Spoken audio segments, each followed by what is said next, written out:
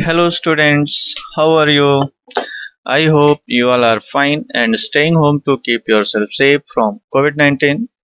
Students, today we are going to start a new chapter, that is chapter 18 of your textbook, the Union Government and the Legislature. In this chapter, students will discuss how the power has been distributed in the Union Government, State Government. So let us begin, students. In a vast country like India, with diverse languages, religions, customs, traditions, lifestyle, climatic condition, geographical features, it becomes very difficult to have a single unified administrative setup. Therefore, we opted for a federal form of government where there are various level of government. We can see here the union government, the state government, local government. Again, under the local government, panchayats and nagarpalikas are there. In the rural areas, panchayats are working, and in the urban area, nagarpalikas are working.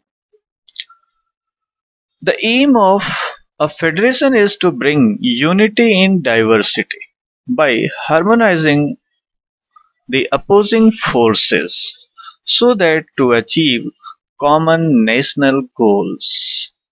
As there are too many differences on these different bases, of course there will be different opposing forces, and to harmonize, to balance that, there is a need of federal form of government. In a federal structure, there are different level of governments: national level, state level, and grassroots level, that is the local governments. At the national level, we have a central government. At the state level, there are state governments in different states, and at the lowest level, we have rural as well as urban local self-governments, also called local bodies. Each of 29 states in India. Here 29 has been changed. This should be 28 states, as in your textbook may be given that 29 states after the formation of Jammu and Kashmir and Ladakh union territories. That number has been changed. Now it is 28 states and 9 union territories. India has a government of its own with governors as the head of the states. In each different states there are governors as a head of the states. Every state is governed by a council of ministers headed by chief minister, who is also called head of the government at the state level, as head of the government is there at the union level, that prime minister. Similarly, at the state level there is chief minister. The topmost level of the government in India is the union government or the central government. It is also called the national government. The union government has three organs: legislature, executive, and judiciary. Here you can see here, as a executive, the president, vice president, and cabinet ministers are working. In legislature or the parliament, there are Lok Sabha and Rajya Sabha in the parliament, and there is prime ministers along with MPs, member of parliaments. Judiciary consists of Supreme Court of India, and there are number of other courts at different level. Responsibility: here executive's responsibility to pass the laws made by the legislatures means to execute, you can say. Here word is there, executive, similarly that execute, to implement the laws. So the president, the vice president and cabinet is responsible to execute, that pass the law, and the responsibility is of this legislature to make laws. So laws are formed by the parliament. And whatever these laws are formed, responsibility of this judiciary is there to solve the conflicts between the executive and legislature.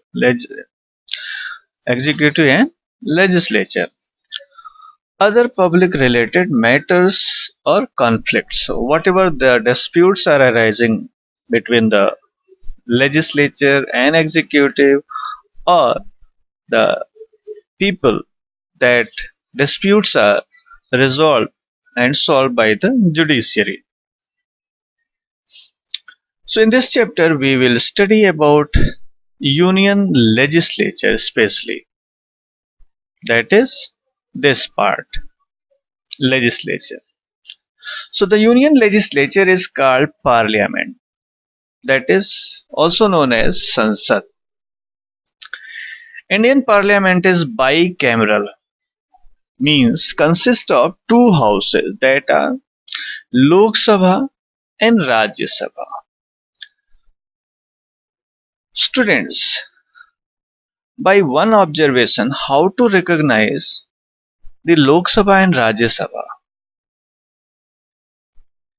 So whenever you see the hearings or the discussions of Lok Sabha and Rajya Sabha, to recognize that whether the Lok Sabha discussion is going on or Rajya Sabha, of course there would be written at the top or by that news and television channel. But by another method also you can recognize, that is the color of carpets. In the beginning of this module I showed that two figures.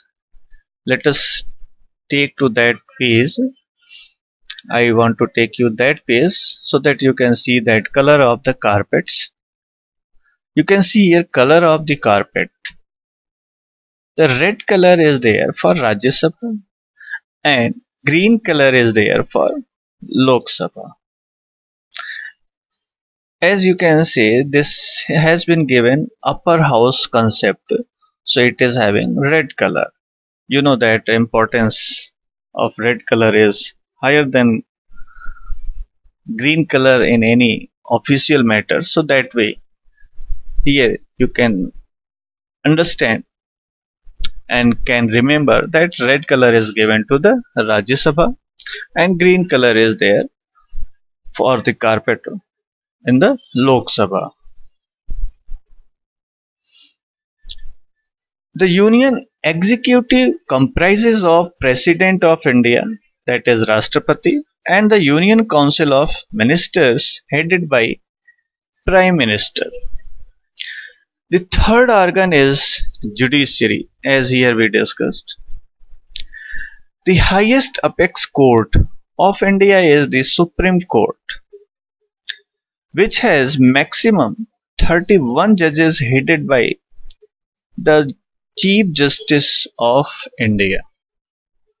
So in Supreme Court of India there could be 31 judges headed by Chief Justice, means head of those judges, or the leader you can say, or had been given in chargeship, that Chief Justice of that Supreme Court. Now division of subjects. As there are number of responsibilities to the government, then which government should perform which duty, that already has been given in the Constitution of India. So to ensure that union and state government have a definite jurisdiction of legislative power, means making the laws, without any conflict or overlapping of functioning, the makers of our constitution enumerated and divided all the subjects on which laws could be made into three lists, that are union list, state list, and concurrent list. Here one image has been produced before you to see that some important list matters subjects of the union list, state list, and concurrent list. As in union list, you can see here defense, atomic energy, foreign affairs, war and peace, banking, railways, post and telegraph, airways, ports, foreign trade, currency and coinage. All these comes in the union list.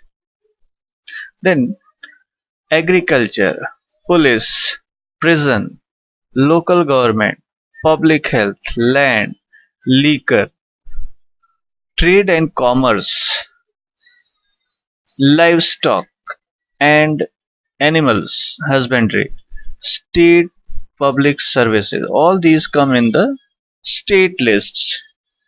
And the third list is concurrent list, where education, transfer of property other than the agricultural land, forest, trade unions, adulteration, adoption and succession, all these comes in the concurrent list.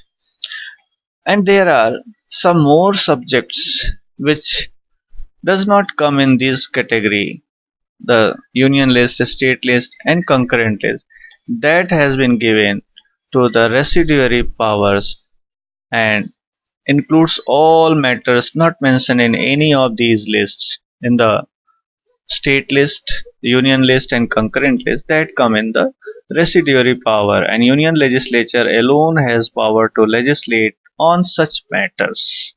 So union government is having this power to make laws on these matters. So in detail about these we'll discuss in the next slide. Let us begin.